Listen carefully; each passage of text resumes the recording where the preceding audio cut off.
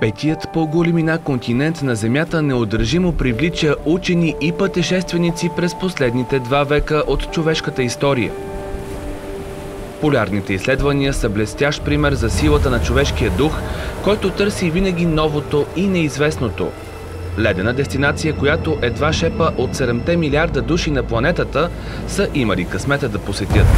Изискванията – откривателски дух, смелост и много усилия. И нека приказката започне.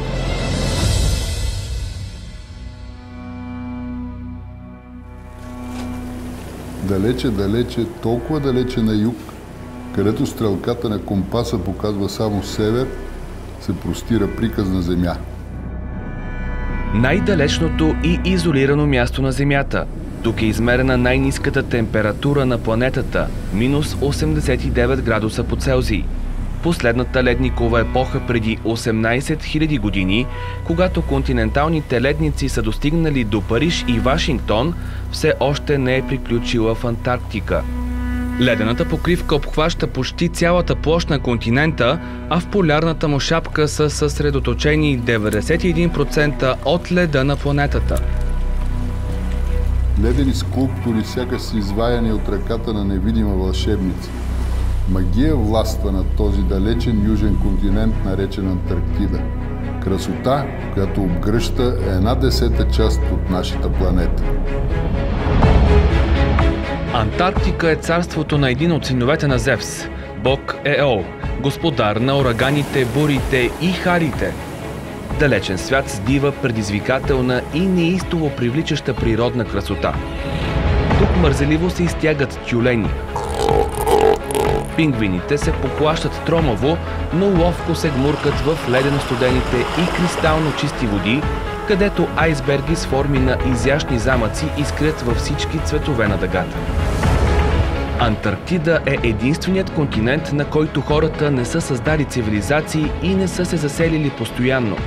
Огромен къс земя така изолирана, че едва в края на 18 век човешки поглед зърва за първи път дивата и сурова природа. Страховити ледени грамади се издигат направо от бушуващата морска шир и карат човек да се замисли дали действително е господарят на Земята. Континент, който е бъдещето на човечеството. Вече близо четвърт век ние имаме полярна база, правиме наука и допринасяме за штурма на човечеството. Истинско приключение, смела авантюра, изпълнена с предизвикателства и трудности. Трябва да имаш някаква жилка вътре на авантюризъм, така стремеж към новото. Пътешествието до остров Ливингстън, където е сгушена българската база, е като да наредиш пъзел от 14 000 км, изминати са самолети, автобуси, кораби и лодки. Но как започна всичко? Това щракане и затягане на колани ще се чува близо седмица. Излитаме за Рим. Там е връзката за пресокеанския полет до Южна Америка. Във вечния град имаме 12 часа престой. Вместо заложници на летището се отправяме към центъра. Снимки пред всички забележителности. За гаранция, че ще се върнем отново, хвърляме по монета с гръб към популярния фонтан Ди Треви. Препускаме по римските улици, за да не пропуснем нещо и отново бегом обратно към летището за полета към Буенос Айрес. От Аржентина ни делят 12 000 км. Посрещаме прекрасния изгрев над страната на тангото. След почти 15 часа полет е време да каснем в Буенос Айрес, а ни очакват тепърва още няколко дни път. Службите ни посрещат с снемане на отпечатъци. Следва отново полет. След изгрев слънце пристигаме в градчето Рио Галежос. Следват 5 часа с автобус. През прозореца, каманак и сухи треви, докъдето ти стига погледът. Тук-там по някой вулкан.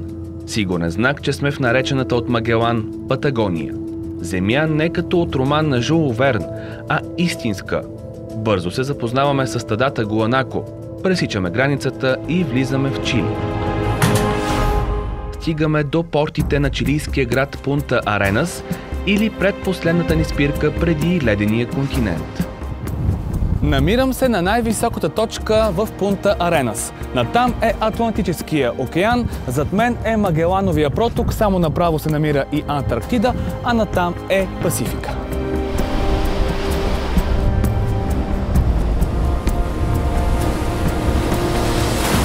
Силният вятър прави на пух и прах вълните, които идват от Магелановия проток. Край брега на очи се набиват предупредителните табели за цунами. Чилийците са свикнали, все пак живеят в земетръсна зона. Някъде сред разноцветните улички е скрита малка къща. Добре дошли в дома на чилийката Инес. Наричат я българската странджа, защото от години приютява българските антарктици, а за тях домът ти е винаги с широко отворена врата.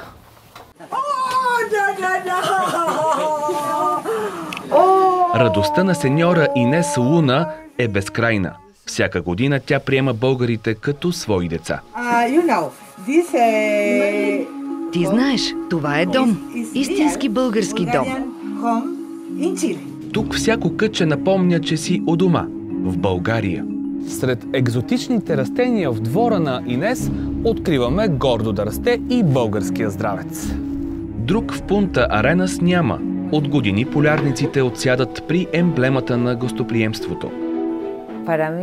Българите, освен че са професионалисти и добри учени, са най-добрите ми приятели. Много ги обичам. Винаги остават в мен скъпи спомени. Имат изключително силен дух. А Пимпирев е алма матер. Много сърдечен и силен човек. Той е душата на цялата антарктическа експедиция. Тук наистина се чувстваме като на парченце България. Човек, който влиза в сърцата на всеки един. И успява да ни накара на толкова хиляди километри от България да се чувстваме у дома си. Инес ни изпраща със здравец за късмет и попътен вятър. Последен полет, който ще ни отведе към дверите на Антарктида, остров Кинг Джордж. Последно с Богом с интернет и комуникациите. Ще се преземим на писта от едри натрушени скали, дълга едва 700 метра. Кацат единствено пилотите професионалисти. Рисковано е малко, даже имало инциденти и то съвсем скоро, миналата година, един бразилски военен самолет Херкулес задра с корема си на пистата. Шумно и твърдо се приземяваме. Успешно, слава Богу. Категорично имахме късмет. Случвало се самолетите да стигнат до Кинг Джордж и да се върнат обратно в Пунта Аренас. Излизаме и поемаме първата глътка антарктически въздух. 2-3 километра извървяваме пеша, а там е първата ни среща с пингвините. След огромната радост е време за инструктаж и намотаване на странните костюми, с които приличаме на нещо средно между телетъбиси, покемони и марсианци. За да бъдем транспортирани до военния изследователски кораб Есперидас, трябва да бъдем облечени с тези специални защитни облекла, тип Мустанг. С тях можем да оживеем, ако паднем от лодките, до 3 часа, а без тях само 15 минути. Ще бъдем транспортирани с тези надуваеми лодки тип Зодиак. Превантивните мерки се налагат, защото вълните или ледените буци могат да обърнат или спукат надуваемата лодка. Влезеш ли в така наречената ледена супа, е важно внимателното избутване на режещите като бръснач късове. 8 души и багаж се отправяме към кораба. Държим се здраво за въжетата. Водата свисти под краката ни. Тръпката си заслужава. Бавно и тромаво се изкачваме по въжената стълба. Костюмите са тежки и неудобни. Ползваме всъщност цялата логистика на испанци, аржентинци, чилийци, бразилци. Ние сме нещо като корабо-стопаджи, а дългата 77 метра испанска кралска армада Есперидес е средството, с което изследователите кръстосват моретата, за да стигнат до базите си. Миналата година навърши 25 години. До остров Ливингстън, където е българската база, се пътува от 8 часа до няколко дни. Всичко зависи от времето.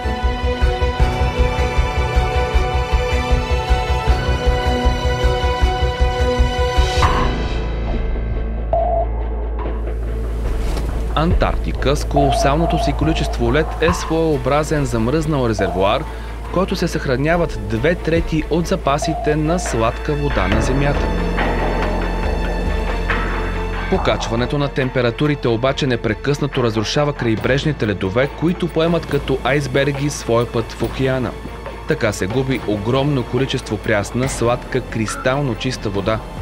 Някои от айсбергите са колкото футболно игрище или 5-етажна сграда. Намирам се на носа на кораба. От тук имам перфектна гледка към кухнята на времето на света. Радвам се на откъснатите парчета айсберг, но това със сигурност не е добър знак. Означава, че глобалното затопляне тече с пълна сила. Заставаш лице в лице с огромните парчета и осъзнаваш как с бързи темпове се променя света. Никога не съм виждал толкова много айсберги, струпани на едно място. За мен това е пети път. За първ път виждам такова количество айсберг. Това е по-голямо от самолетоносачите, че сигурно е поне километър. Това е високо поне 40-50 метра. Представяш се надолу, умножи го по 7 или по 9. Време е за прекрасен изгрев. Слънцето победоносно стърчи на хоризонта. Рано пиле, рано пее, 4 сутринта е, студът е бръснещ, но решихме да посрещнем първите слънчеви лъчи и да се възхитим на тази гледка. Ранобудниците като нас пренебрегват съня и изпреварват всички. На Антарктида е полярно лято, а дните са изключително дълги. Рано са се събудили и китовете. Да ги улови обектива е почти невъзможно. Бързи са, а откъде ще се появят не е ясно. Не знаеш на къде да гледаш. Обръщаш се, а пред теб изплува остров Ливингстън. Той е сред първите земи в Антарктика, открити от човека преди повече от 195 години. Подминаваме Ливингстън. Посоката е остров Дисепшън, в превод заблуда.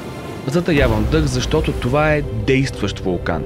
Центърът на Дисепшън е калдера, образувана по време на силно изригване, при което в разрушения кратер нахлува морската вода. От високо гърлото на вулкана е наистина впечатляващо. Кристално чиста вода, в която се отразяват облаците. В началото на 20 век Дисепшън е предпочитан подслон при бури и спасение от коварните айсберги на Антарктика. Компании за лов на китове и тюлени го използват за пристанище. През 60-те няколко изригвания разрушават напълно британската и чилийската научни бази. Даже един самолет Twin Otter е бил готов да излита, когато той изведнъж изригва. Последното регистрирано изригване на Дисепшън е през 90-те години. Ако изкопаеш една дупка на брега и си налееш вода, тя се стопля до към 25-30 градуса. След нагорещените емоции потегляме към Ливингстън. Посрещат ни грамадните айсберги, разпръснати навсякъде, като парчета от мозайка. С приближаването към острова всички лъчи се изпаряват. Появява се супа от хиляди късчета плаващ лед.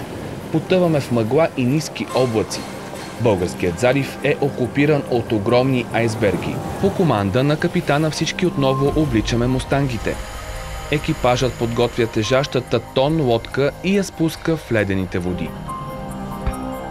Слизаме в лодката. Последните метри до българския бряг се превръщат в борба.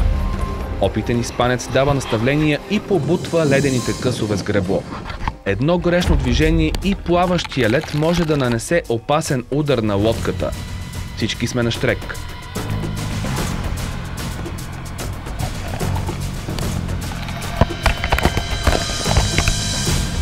Бързо посрещане, а след него верига за пренасене на тежкия багаж на моторните шини до базата. Повод за истинска гордост, а и завист сред останалите стотици държави, които нямат шанса да притежават база и да извършват изследвания на ледения континент. За сега само 30 държави са постоянни консултативни членки на Антарктическия договор. България е една от тях и то от 1988 година. Първата постройка, която поставя основите на научните изследвания и приютява учените, носи странното име Куцото куче. Тя е най-старата запазена постройка на острова, обявена за един от историческите паметници в Антарктика, а от 2012 превърната в музей. В момента е затрупана от снега. Така, заповядай, внимателно, че има лед тук. Тук сме живели. 5-6 експедиции. Контейнер, пригоден за живеене. Всичко тук реално е направено тук на място. С няколко инструмента само, с много усилия и с много труд. И с много любов, разбира се. Емблема за едни трудни времена. В даден момент ние трябваше от време на време да подкрепяме къщичката, така че пак винаги да е хоризонтална и някой по луна шега го измисли кутето куче. Докато слушаме историите на Васко, идват гости. Hello! 1993 година започнахме нашия истински штурм към ледения континент, тъй като от тогава до ден днешен ние всяка година изпращаме експедиции.